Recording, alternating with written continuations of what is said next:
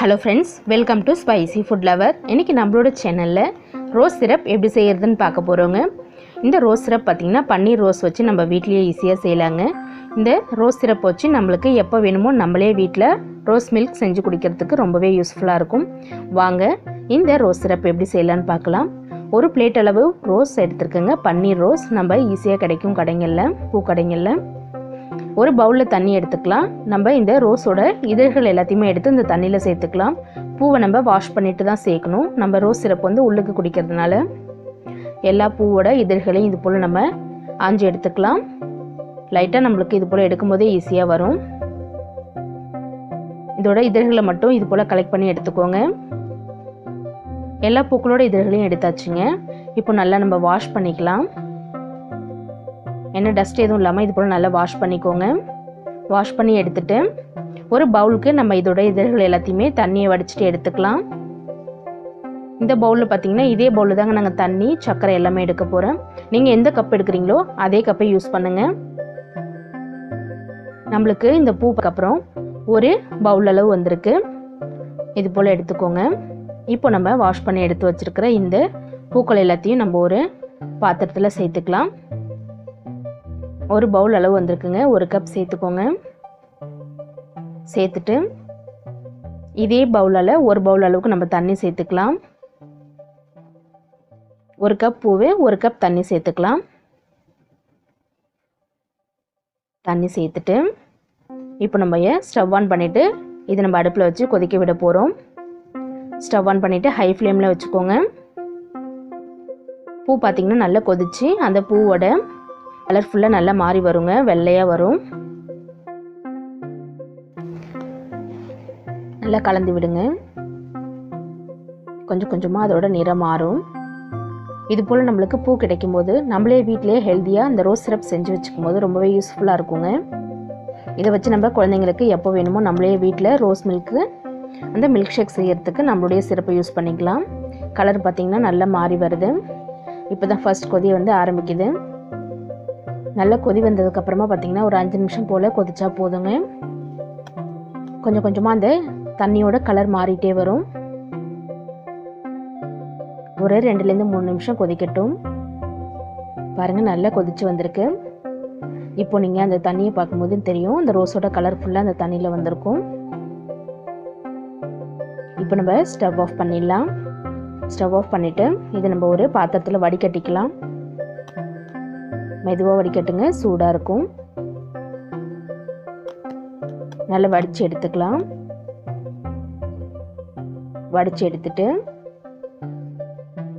இதுக்கு நம்ம இப்போ சர்க்கரை சேர்க்க போகிறோம்.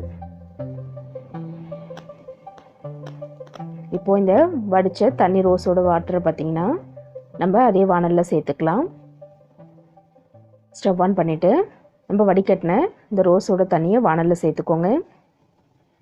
சேர்த்துட்டு நம்ம பூ அளந்தெடுத்து அதே பவுலால் ஒரு கப் பூ எடுத்தோங்க. அரை கப் அளவுக்கு சர்க்கரை எடுத்துக்கலாம்.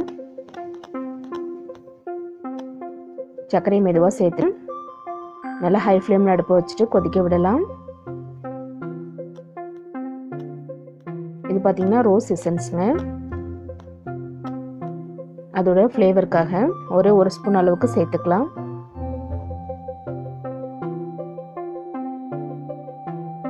ஒரு ஸ்பூன் அளவுக்கு ரோஸ் எசன்ஸ் சேர்த்துட்டு நமக்கு நல்ல ஃப்ளேவர் எடுத்து கொடுக்கும். நல்லா கலந்து விட்டுருங்க. சர்க்கரை நல்லா கரையட்டும்.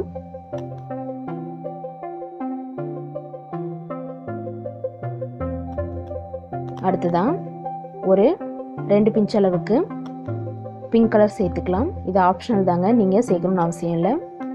இருந்தால் மட்டும் சேர்த்துக்கோங்க. நல்லா கலந்து விட்டுட்டு நல்லா ஒரு கம்பிப்பை தான் வர அளவுக்கு நல்லா கொதிக்க விட்டுக்கலாம். அப்போ தான் நம்மளுக்கு சிரப் நல்லா கன்சிஸ்டன்சி வரும். நல்லா கொதி வந்துட்டுருக்கு. ஹை ஃப்ளேமில் விட்டு நல்லா கொதிக்க விடுங்க. நல்லா நரைச்சி பொங்கும். நல்லா கொதி வரட்டும். கலந்து விட்டுக்கலாம். பாருங்கள் நல்லா நரைச்சி பொங்கிட்டுருக்கேன். இன்னும் ஒரு 2 நிமிஷம் போல் கொதிக்கட்டும். பாருங்கள் நல்லா கொதி வந்துட்டு தண்ணியோட அளவும் வற்றிருக்கு. அந்த சிரப் பார்த்திங்கன்னா நல்லா உங்களுக்கு கெட்டியாக இருக்கும். கொஞ்சம் இந்த ஸ்டேஜில் நம்ம ஸ்டவ் ஆஃப் பண்ணிவிட்டு ஆற விட்டணும். நம்மளுக்கு சிரப்போட கன்சிஸ்டன்சி சூப்பராக வந்துடுங்க. ஸ்டவ் ஆஃப் பண்ணிடலாம். பாருங்கள், நம்மளுடைய ரோஸ் சிரப் சூப்பராக ரெடி ஆகிடுச்சு. இதை நம்ம லைட்டாக ஒரு தடவை வடிகட்டிக்கலாம். இதை நம்ம சக்கரைலாம் சேர்த்ததுக்கப்புறம் ஏதாவது டஸ்ட் இருந்தாலும் இது போல் வடிகட்டும் போது ஃபில்டர் ஆகிடுங்க. நல்லா ஆற விட்டு வடிகட்டிக்கோங்க. அவ்வளோதான், வடிகட்டியாச்சு. இப்போ இந்த ரோஸ் சிரப் பார்த்திங்கன்னா நம்ம ஒரு கண்ணாடி கண்டெய்னரில் ஸ்டோர் பண்ணி வச்சுக்கலாம். கண்ணாடி பாட்டிலில் ஊற்றிட்டு ஃப்ரிட்ஜில் வைக்கும்போது கெட்டு போகாதுங்க, அப்படியே இருக்கும். இது போல் ஒரு கண்ணாடி பாட்டிலில் நம்ம எடுத்துக்கலாம். கண்ணாடி பாட்டிலில் தண்ணி இல்லாமல் பார்த்துக்கோங்க, ட்ரையாக இருக்கணும். நம்ம செஞ்ச ரோஸ் சிரப்பை இதில் சேர்த்துக்கலாம்.